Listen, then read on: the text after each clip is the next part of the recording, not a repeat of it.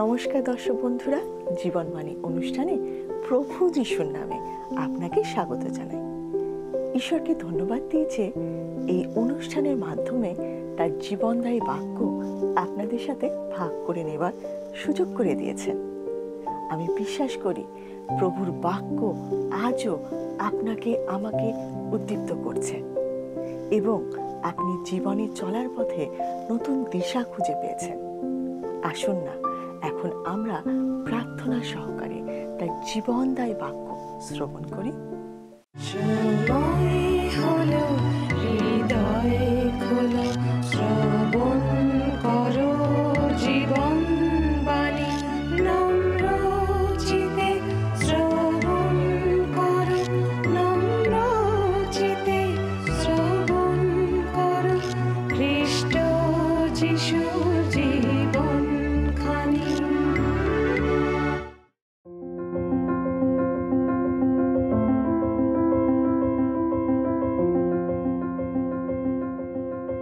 আমরা আমাদের এই অনুষ্ঠানে ধারাবাহিকভাবে বিগত কয়েকটি পর্বব্যাপী দানিয়েলের পুস্তক থেকে অধ্যয়ন করছি। এই পুস্তকের দ্বিতীয় অধ্যায়ে আমরা জেনেছি যে বাবিল রাজ নবুখুদনেচ্ছর একটি অদ্ভুত স্বপ্ন দেখেন। রাজা বাবিল রাজ্যের সমস্ত বিদ্বান লোকদের ডেকে দাবি করলেন যে তিনি যে স্বপ্নটি দেখেছেন সেটা তাকে বলতে হবে এবং তার তাৎপর্যও ব্যাখ্যা করতে হবে। কিন্তু সেই কাজ কারুর পক্ষেই করা সম্ভব হলো না। তখন রাজা আদেশ দিলেন যে রাজ্যের সকল বিদ্বান লোকদেরকে হত্যা করতে হবে। দানিয়েল, যিনি একজন বাবিল রাজ্যের অন্যতম পণ্ডিত এবং উচ্চ পদস্থ অধ্যক্ষ ছিলেন, তিনি যখন রাজার এই আদেশের কথা জ্ঞাত হলেন, তিনি রাজার কাছে এসে সেই স্বপ্ন ও তার ব্যাখ্যা জানবার ইচ্ছা প্রকাশ করলেন। সত্য ও জীবন্ত স্বর্গের ঈশ্বরের কাছে সেই বিষয় অবগত হয়ে দানিয়েল রাজাকে বললেন যে তিনি স্বপ্নে ঠিক কী দেখেছেন। তিনি বললেন যে রাজা স্বপ্নে একটি অদ্ভুত মূর্তি দেখতে পেয়েছেন, যেটা একাধিক ধাতু দিয়ে নির্মিত। সেই মূর্তির মাথাটা ছিল সোনার, বুক ও হাত দুটো ছিল রূপোর, পেট থেকে হাঁটু পর্যন্ত পেতল, পায়ের বাকি অংশ লোহার এবং তার পায়ের পাতা দুটি লোহা ও মাটির মিশ্রণ। রাজা স্বপ্নে আরও দেখেছিলেন যে বাইরে থেকে একটি প্রস্তর এসে মূর্তির পায়ের পাতায় আঘাত করে, যার ফলে সেটা ভেঙে সম্পূর্ণভাবে ধুলায় মিশে যায়। দানিয়েল এই স্বপ্নের তাৎপর্য ব্যাখ্যা করে রাজাকে জানান যে মূর্তির চারটি ধাতব অংশ হচ্ছে বিশ্বের চারটি সাম্রাজ্য। আমরা আমাদের অনুষ্ঠানে স্বপ্নের যে ব্যাখ্যা দানিয়েল করেছিলেন সেটা ইতিমধ্যেই বিস্তারিতভাবে অধ্যয়ন করেছি। বাইরে থেকে আসা বিনা হাতে খোদাই করা যে পাথরটি স্বপ্নে রাজা দেখেছিলেন সেটা হলো ঈশ্বরের রাজ্য, যা জগতের রাজ্যগুলিকে ধ্বংস করে স্থাপিত হবে। প্রভু যীশু দ্বিতীয়বার পৃথিবীতে আগমন করে সমগ্র মন্দ জাগতিক শাসন ব্যবস্থাকে পরাজিত করে নিজেই তার রাজ্য স্থাপন করবেন। আমরা দানিয়েল পুস্তকের তৃতীয় অধ্যায়ে এসে আরেকটি আশ্চর্য ঘটনার কথা জানতে পারি। রাজা নবুখুদনেচ্ছর এবারে একটি বিশালকার সোনার মূর্তি নির্মাণ করেন। এই মূর্তিটি যে কার সে বিষয়ে পণ্ডিতদের বিভিন্ন মতামত আছে। কেউ মনে করেন সেটা ছিল নবুখুদনেচ্ছরের পিতার, অন্যরা মনে করেন সেটা বাবিলীয় দেবতা বেলের, আবার অন্যরা মনে করেন যে সেটা ছিল নবুখুদনেচ্ছরের নিজের মূর্তি। সেই মূর্তিটি যারই হোক, আমরা আমাদের আজকের পর্বে সেই সোনার মূর্তি প্রতিষ্ঠার অনুষ্ঠানে রাজা কাদের আমন্ত্রণ করেছিলেন এবং তিনি সেই সমস্ত আমন্ত্রিত ব্যক্তিদের উদ্দেশ্যে কি আদেশ দিয়েছিলেন সেই সম্বন্ধে অধ্যয়ন করব। আমরা দানিয়েলের পুস্তকের 3 অধ্যায় 3 পদ পাঠ করে আমাদের আজকের আলোচনা শুরু করব। আমার অনুরোধ, যদি আপনার কাছে বাইবেল থাকে অবশ্যই আমার সঙ্গে বাইবেল খুলুন। দানিয়েলের পুস্তক তার 3 অধ্যায় 3 পদ।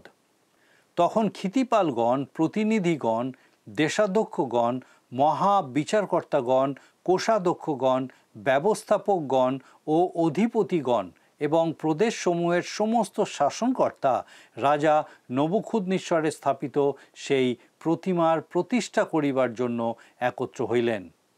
পরে তাহারা নবুখুদনেছরের স্থাপিত প্রতিমার সম্মুখে দাঁড়াইলেন। মূর্তি প্রতিষ্ঠা হওয়ার দিন উপস্থিত হলো। সেখানে দানিয়েল ছাড়া সবাই উপস্থিত হয়েছিলেন।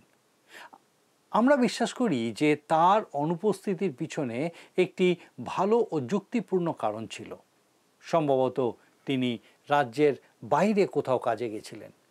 তিনি বাবিলের রাজা, যিনি সেই সময়কার বিশ্বের শাসক ছিলেন, তার প্রধান উপদেষ্টার মতো সম্মানীয় পদের অধিকারী ছিলেন।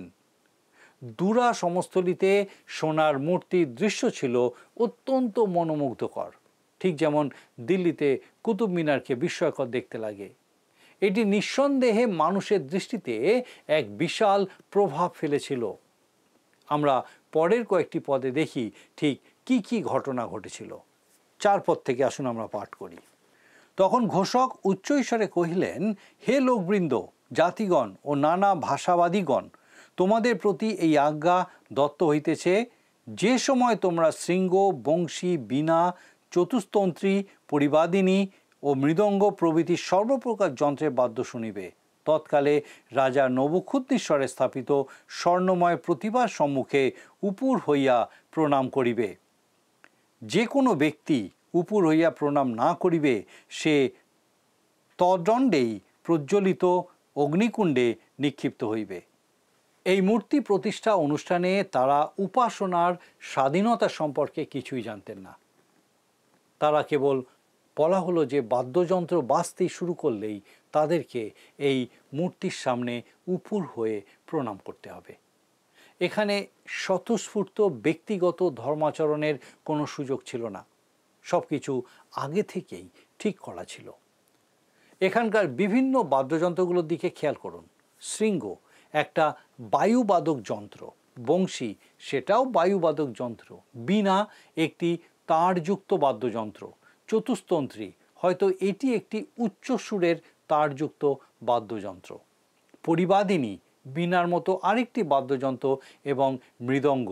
তারপর সেখানে বলা হয়েছে প্রভৃতি সর্বপ্রকার যন্ত্র, যার মানে হলো এমন কিছু ধরনের বাদ্যযন্ত্রও ছিল যেগুলোর নাম আলাদাভাবে উল্লেখ করা হয়নি। আসল কথা হলো এই অনুষ্ঠানটি মূর্তি প্রতিষ্ঠার অনেক বেশি ছিল। সেখানে মানুষকে বাধ্য করা হয়েছিল মূর্তিটির উপাসনা করতে। কিন্তু সত্য উপাসনা হলো হৃদয়ের একটি অভিব্যক্তি। এটি জোর করে করানো যায় না। তাই এটা বলা আরও সঠিক যে কমপক্ষে এই মানুষগুলো এখানে বাহ্যিক উপাসনার রীতি অনুসরণ করেছিল।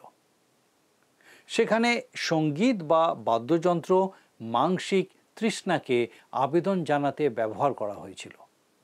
আত্মিক সঙ্গীত উপাসনায় একটি চমৎকার সহায়ক। কিন্তু আজকের কিছু মণ্ডলীতে আত্মিক সঙ্গীত এবং জাগতিক সঙ্গীতের মধ্যে পার্থক্য নির্ধারণ করা অনেকটাই কঠিন হয়ে পড়ে। উপাসনায় বিশ্বাসীদের জন্য সঙ্গীতের গুরুত্ব নিয়ে সাধু পৌল অনেক কিছু বলেছেন। তিনি ইফিসীয় তার 5:19 পদে বলেছেন, গীত, স্তোত্র ও আত্মিক সংকীর্তনে পরস্পর আলাপ করো, আপন আপন অন্তঃকরণে প্রভুর উদ্দেশ্যে গান ও বাদ্য করো। আর তারপর কলসীয় 3:16 পদে আমরা যদি পাঠ করি, সেখানে দেখব লেখা আছে, খ্রিস্টের বাক্য প্রচুর রূপে তোমাদের অন্তরে বাস করুক, তোমরা সমস্ত বিজ্ঞতায় গীত, স্তোত্র ও আত্মিক সংকীর্তন দ্বারা পরস্পর শিক্ষা ও চেতনা দান করো, অনুগ্রহে আপন আপন হৃদয়ে ঈশ্বরের উদ্দেশ্যে গান করো। তবে একদম শুরুতে সঙ্গীতের যাত্রা একদম ভালোভাবে শুরু হয়নি। কইনের ঈশ্বরবিহীন বংশের বিষয়ে উল্লেখ করতে গিয়ে আদি পুস্তক তার 4:20 ও 21 পদে লেখা হয়েছে, আদার গর্ভে জাবল জন্মিল, সে তাম্বুবাসী পশুপালকদের আদিপুরুষ ছিল। তাহার ভ্রাতার নাম যুবল, সে বীণা ও বংশীধারী সকলের আদিপুরুষ ছিল। যতবার সঙ্গীত বা আচার অনুষ্ঠান শরীরের তৃষ্ণার প্রতি আবেদন জানায়, এটা মানুষকে উন্নত করার পরিবর্তে নিচু করে এবং এটি সত্যিকারের উপাসনার সহায়ক হয় না। এটি উপাসনাকে অকার্যকর করে তোলে এবং এটি নিষ্ক্রিয় করে দেয়। তবে সঙ্গীত উপাসনাকে উজ্জীবিতও করে তুলতে পারে। এটা আত্মিক সেবা কার্যে সাহায্য করতে পারে এবং একটা বড় আশীর্বাদ স্বরূপ হতে পারে। আমার একটা বিশেষ ঘটনার কথা মনে আছে। একবার আমি একটা সুন্দর মণ্ডলীতে অনুষ্ঠিত একটি বিশেষ সভায় যোগ দিতে গেছিলাম। আমার উপদেশ দেওয়ার ঠিক আগে একটি তরুণীকে গান গাইবার জন্য ডাকা হয়। উপাসনার সঙ্গে সামঞ্জস্যপূর্ণ কোনো গান বেছে নেওয়ার পরিবর্তে সে এমন একটা গান গাইল যেটা কেবল তার সুন্দর গলাকে প্রদর্শন করার সুযোগই করে দিয়েছিল। যখন আমি বুঝতে পারলাম যে সেই গান আত্মিকভাবে সবাটিকে নিষ্ক্রিয় করে দিয়েছে, আমি আমার উপদেশ দেওয়ার আগে মণ্ডলীতে আগত সমস্ত ভক্তদের আরেকটি আরাধনা গীত গাওয়ার জন্য অনুরোধ করেছিলাম। পরে যখন এই বিষয়ে মণ্ডলীর পালকের সাথে কথা বলেছিলাম, তিনি আমাকে বলেছিলেন যে সেই তরুণী হচ্ছে সে মণ্ডলীর এক উচ্চপদস্থ আধিকারিকের কন্যা, আর সে সব সময় মণ্ডলীর সমস্ত বিশেষ বিশেষ সভাতে তার গান পরিবেশন করে থাকে। আমাকে বলতে হবে যে সঙ্গীত একটি উপাসনাকে সাহায্য করে, আবার তা করেও না। মানুষের ওপরে জাগতিক সঙ্গীতের সাংঘাতিক প্রভাব আছে, আর আজ সেটা আমাদের অনেক মণ্ডলীতে ঢুকে গেছে। আমি ঈশ্বরকে ধন্যবাদ দিই যে অনেক মণ্ডলীতে আবার এই ধরনের সঙ্গীতের বিরোধিতা করা হচ্ছে। নবুখুদ্নেশ্বর এই মূর্তির সামনে প্রণাম করতে অস্বীকারীদের জন্য এক ভয়ঙ্কর শাস্তি নির্ধারণ করেছিলেন। এই জাগতিক উপাসনার প্রস্তুতির জন্য সেই সঙ্গীত সাহায্য করেছিল। আর আপনি নিশ্চিত থাকতে পারেন যে সেই ভিড়ের মধ্যে 3 জন তরুণকে বাদ দিয়ে সবাই সেই মূর্তির সামনে উপুর হয়ে প্রণাম করেছিল। 7 পদে এই বিষয়টা খুব ভালোভাবে বলা হয়েছে। আসুন আমরা 7 পদটা পড়ি। অতএব সমস্ত লোক যখন শৃঙ্গ, বংশী, বীণা, চতুস্তন্ত্রী ও পরিবাদিনী প্রভৃতি সর্বপ্রকার যন্ত্রের বাদ্য শুনিল, তখন সমস্ত লোকবৃন্দ, জাতি ও ভাষাবাদী উপুর হইয়া রাজা নবুখুদ্নেশ্বরের স্থাপিত স্বর্ণময় প্রতিমাকে প্রণাম করিল। মূর্তি প্রতিষ্ঠার এই অনুষ্ঠানটি ছিল উপাসনার এক বাহ্যিক প্রকাশ এবং প্রায় সর্বসম্মত। সেখানে হয়তো এমন অনেকেই ছিলেন যারা মন থেকে বিষয়টা মেনে নিতে পারেননি, কিন্তু তারা এমন কোনো দৃশ্যমান প্রমাণ দেননি যে তারা এর বিরোধী ছিলেন। আমি নিশ্চিত যে তারা ভেতরে ভেতরে কোনো না কোনোভাবে যুক্তির মাধ্যমে নিজেদের অবস্থানকে সঠিক প্রমাণ করার চেষ্টা করছিলেন। আমরাও আজ আমাদের আপোষগুলিকে, যে সমস্ত বিষয় আমরা আপোষ করি, আমরা যুক্তি দিয়ে বুঝবার চেষ্টা করি। একজন আমাকে বলেছিলেন যে তিনি এখনও সেই উদার মনোভাবাপন্ন মণ্ডলীর সদস্য হয়ে আছেন, কারণ তার বাবা ছিলেন সেই মণ্ডলীর একজন নেতা, একজন সম্মানীয় সদস্য। আর যখন তার মৃত্যু হয়, তখন মণ্ডলী থেকে তার স্মৃতিতে একটি রঙিন কাঁচের জানলা উৎসর্গ করা হয়েছিল, আর সেই জন্য তিনি সেই মণ্ডলী থেকে বেরিয়ে আসতে পারছিলেন না। সেই মণ্ডলীতে থেকে যাওয়ার এই দুর্ভাগ্যজনক অজুহাত দেওয়ার থেকে তার পক্ষে আরও ভালো হতো যদি তিনি সেই জানলার কাঁচটির পরিবর্তে একটি নতুন কাঁচ লাগিয়ে দিতেন এবং তার বাবার স্মৃতিতে উৎসর্গ করা কাঁচটি সঙ্গে নিয়ে চলে যেতেন। শাস্ত্রের এর পরের অংশে আমরা দেখব যে সেই 3 জিহুদি তরুণ সেই মূর্তির সামনে প্রণাম করতে অস্বীকার করল। আসুন আমরা প্রথমে 8 পদটা পাঠ করি, দেখি সেখানে লেখা আছে, সেই সময় কতকগুলি কলদীয় নিকটে আসিয়া জিহুদীদের উপরে দোষারোপ করিল। রাজা সম্ভবত অনুষ্ঠানের সময়ে কোনো অনিয়ম হচ্ছে কিনা তা লক্ষ্য করার জন্য কিছু পর্যবেক্ষক নিয়োগ করেছিলেন। কতকগুলি কলদীয় বলতে সম্ভবত তাদের ইঙ্গিত করেছে যারা জিহুদীদের উপরে নজর রাখছিল। হয়তো তারা তাদের প্রতি ঈর্ষান্বিত ছিল বা তাদের সঙ্গে ব্যক্তিগত শত্রুতা ছিল। নিশ্চিতভাবে যে জিহুদীদের উপরে তারা দোষারোপ করেছিল তারা ছিলেন সেই 3 জন তরুণ যারা নবুখুদ্নেশ্বরের অন্যতম কর্মকর্তা ছিলেন। বন্দী হয়ে থাকা অন্যান্য জিহুদীরা নেতৃত্বের কোনো অবস্থানে ছিল না, সুতরাং তারা এই সভায় উপস্থিত ছিল না। এবারে আমরা দেখি সেই কলদীয়রা এসে রাজাকে কি জানালো। আসুন আমরা পাঠ করি 9 পদ থেকে। তারা রাজা নবুখদ্নেসরের কাছে এই কথা কহিল, হে রাজন, চিরজীবী হউন। হে রাজন, আপনি এই আজ্ঞা করিয়াছেন, যে কেহ শৃঙ্গ, বংশী, বীণা, চতুস্তন্ত্রী, পরিবাদিনী ও মৃদঙ্গ প্রভৃতি সর্বপ্রকার যন্ত্রের বাদ্য শুনিবে, সে উপুর হইয়া ওই স্বর্ণময় প্রতিমাকে প্রণাম করিবে। যে কোনো ব্যক্তি উপুর হইয়া প্রণাম না করিবে, সে প্রজ্বলিত অগ্নিকুণ্ডে নিক্ষিপ্ত হইবে। বাবিল প্রদেশের রাজকর্মে আপনার নিযুক্ত কয়েকজন জিহুদী আছে, শদ্রক, মৈশক ও অবেদনগো। হে রাজন, সেই ব্যক্তিরা আপনাকে মানে নাই, তাহারা আপনার দেবগণের সেবা করে না এবং আপনি যে স্বর্ণময় প্রতিমা স্থাপন করিয়াছেন তাহাকেও প্রণাম করে না। এটা নিশ্চয়ই সেই সময়কার একটি অত্যন্ত খ্যাতনামা অর্কেস্ট্রা ছিল। এই নিয়ে 3 বার আমরা তাদের বাদ্যযন্ত্রগুলোর তালিকা উল্লেখ হতে দেখলাম। রাজার সামনে আনা কলদীয়দের অভিযোগ ছিল খুবই আনুষ্ঠানিক এবং বিধিসম্মত। তারা জিহুদি তরুণদের নাম উল্লেখ করে তাদের বিরুদ্ধে সরাসরি অভিযোগ করেছিল। তারা কাদের সম্পর্কে বলছে সেই বিষয়ে কোনো ভ্রান্তি ছিল না, যদিও তাদের অভিযোগ, হে রাজন, সেই ব্যক্তিরা আপনাকে মানে নাই। এটা ছিল সম্পূর্ণ মিথ্যা। জিহুদীদের মূর্তির সামনে প্রণাম করতে অস্বীকার করা ব্যক্তিগতভাবে রাজার প্রতি কোনো অবিশ্বাস বা অবাধ্যতার কাজ ছিল না। এটা ছিল এক উচ্চতর ক্ষমতার প্রতি তাদের স্বীকৃতি। তারা তাদের ঈশ্বরের প্রতি আনুগত্য পালন করছিলেন, যা এই অভিযোগের জবাবে তাদের নিজেদের কথাতেই স্পষ্ট হয়ে উঠবে। এর পরের অংশে আমরা দেখি যে সেই 3 জিহুদি তরুণ ঈশ্বরের শক্তি ঘোষণা করলেন। আসুন আমরা 13 পদ পাঠ করি। তখন নবুখদ্নেসর ক্রোধে ও কোপে শদ্রক, মৈশক ও অবেদনগোকে আনিতে আদেশ করিলেন, তাহাতে তাহারা রাজার সম্মুখে আনিত হইলেন। নবুখদ্নেসর ক্রোধে ও কোপে, এই মানুষটির সত্যি এক গভীর মানসিক সমস্যা ছিল এবং এমন ধরনের কাজ তার উন্মত্ততাকেই চিহ্নিত করে। তিনি হিস্টেরিয়া এবং এক ধরনের উন্মাদনা বা অবসাদজনিত মনোরোগে ভুগছিলেন। এক মুহূর্তে তিনি প্রচণ্ড রেগে উঠতেন আর তার পরের মুহূর্তেই অট্টহাসিতে ফেটে পড়তেন। তিনি জিহুদি তরুণদের কি বললেন, আসুন আমরা সেটা দেখি। 14 পদ। নবুখদ্নেসর তাহাদিওকে কহিলেন, হে শদ্রক, মৈশক ও অবেদনগো, এই কি তোমাদের সংকল্প যে আমার দেবতার সেবা করিবে না, আমার স্থাপিত স্বর্ণময় প্রতিমাকে প্রণাম করিবে না?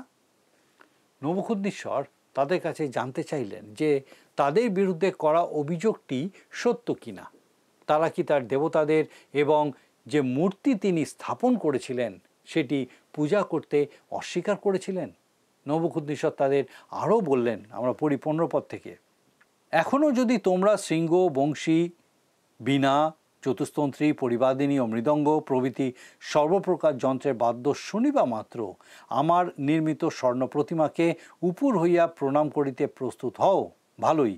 কিন্তু যদি প্রণাম না করো, তবে সেই দণ্ডেই প্রজ্বলিত অগ্নিকুণ্ডে নিক্ষিপ্ত হইবে। আর এমন দেবতা কে যে আমার হস্ত হইতে তোমাদিগকে উদ্ধার করিবে? রাজা তাদের মত পরিবর্তন করে মূর্তির সামনে নতজানু হওয়ার সুযোগ দিলেন। কিন্তু এখন যদি তারা নতি স্বীকার করেন তাহলে সেটা আগের থেকেও বেশি লজ্জাজনক হবে। নবুখদ্নেসর আবারও আদেশ অমান্য করার শাস্তির কথা ঘোষণা করলেন এবং একই সঙ্গে সেটার অসারতাও প্রকাশ করে ফেললেন।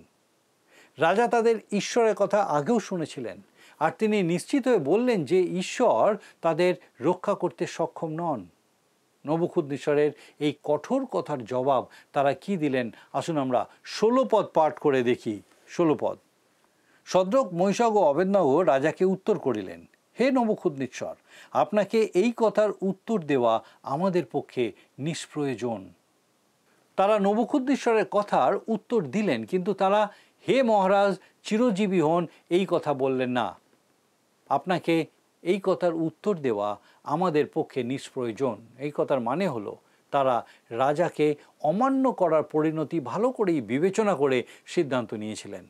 তারা এর পরিণতি কি হতে চলেছে সেটা আগে থেকেই বুঝে নিয়েছিলেন, তাই তখন সতর্কভাবে উত্তর দেওয়ার ভান করলেন না। অন্য কথায়, তারা রাজাকে যে জবাব দিচ্ছেন তাতে তাদের নিজেদের মঙ্গল বা নিরাপত্তা নিয়ে তাদের কোনো চিন্তা ছিল না।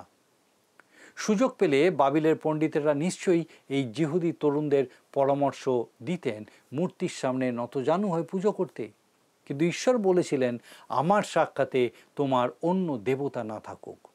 তুমি আপনার নিমিত্ত খোদিত প্রতিমা নির্মাণ করিও না।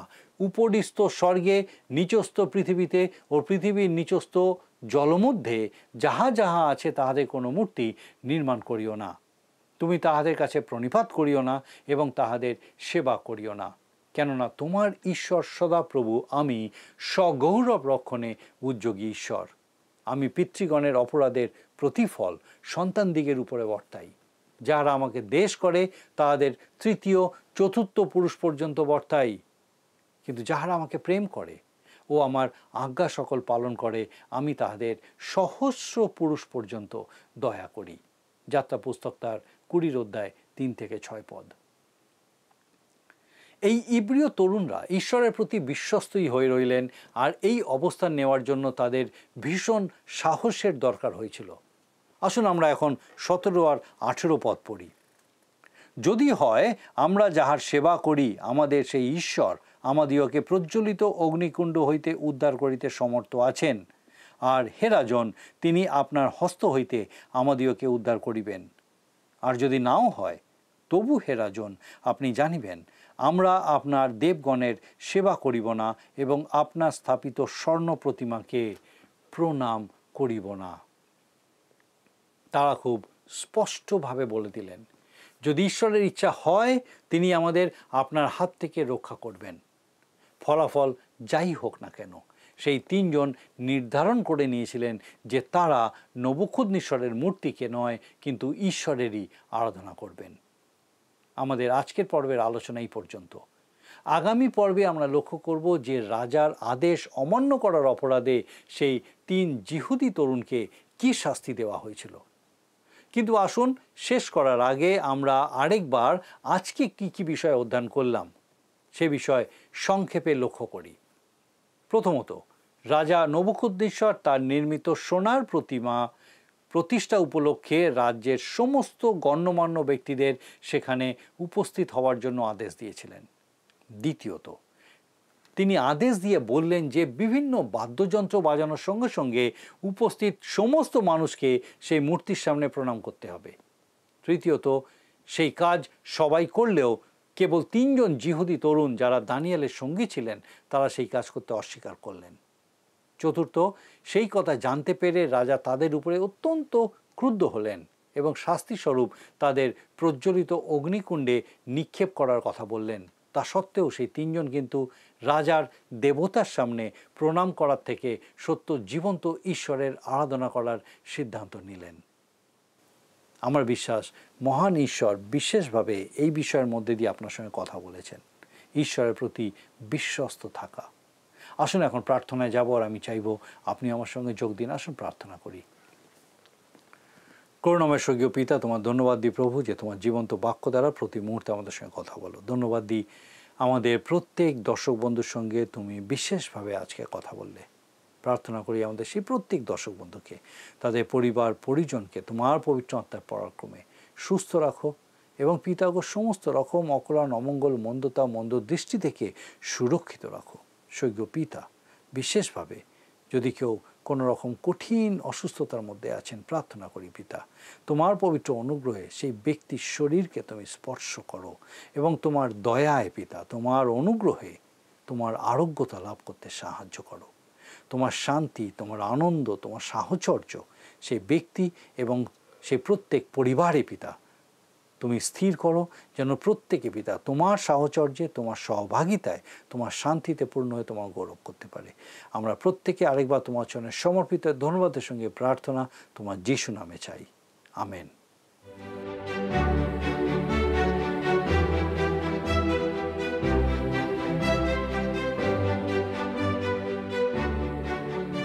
প্রিয় বন্ধুরা, আমরা সারাদিন অনেক কথা শুনি আর অনেক কিছু দেখি, তার মধ্যে কোনো কোনো বিষয় আমাদের মনে দাগ কেটে যায়, আমরা তা মনে রাখি।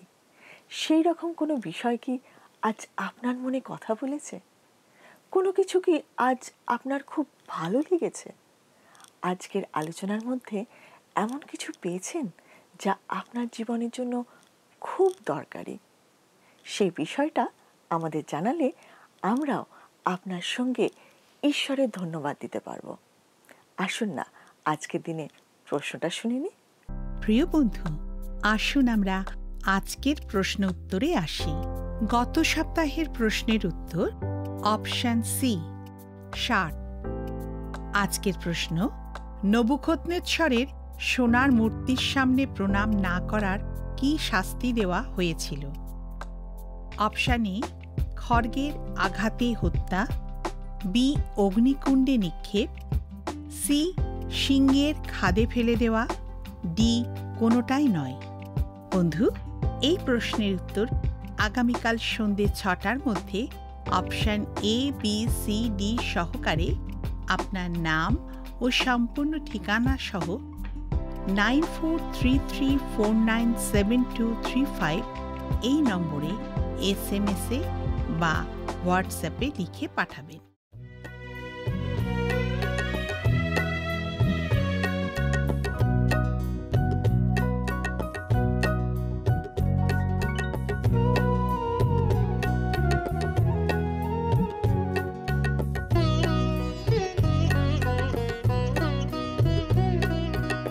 জীবনেশ্বর তুমি মঙ্গলময়, জীবনেশ্বর তুমি মঙ্গলময়।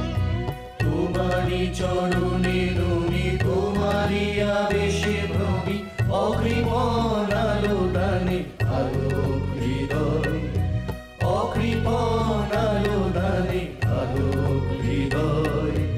জীবনেশ্বর তুমি মঙ্গলময়, জীবনেশ্বর তুমি মঙ্গলময়।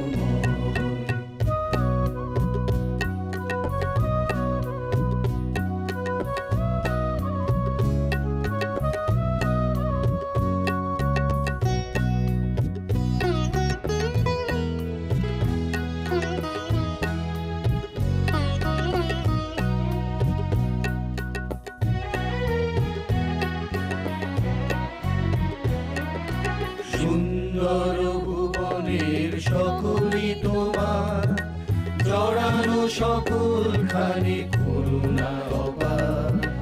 সুন্দর ভুবনের সকলই তোমার, জড়ানো সকলখানি করুণা অপার। তব মমতার ডোরে মোদের জীবন ভরে, তব মমতার ডোরে মোদের জীবন ভরে। বাধা পড়ে থাক যত সুখের সময়, জীবনেশ্বর তুমি মঙ্গলময়, জীবনেশ্বর তুমি মঙ্গলময়।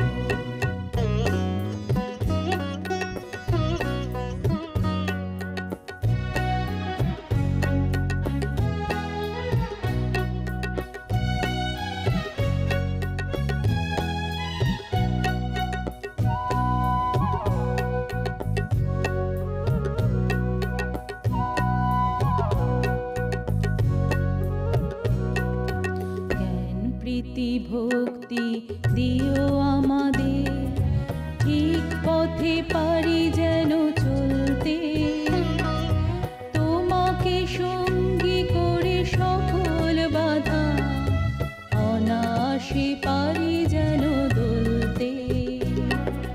সত্য জীবন পথে চলতে শেখাও। যদি আপনার এই অনুষ্ঠান ভালো লেগে থাকে তাহলে এই নম্বরে একটি মিসড কল করুন, তাহলে আপনি পরের বারের বিজয়ী হতে পারেন।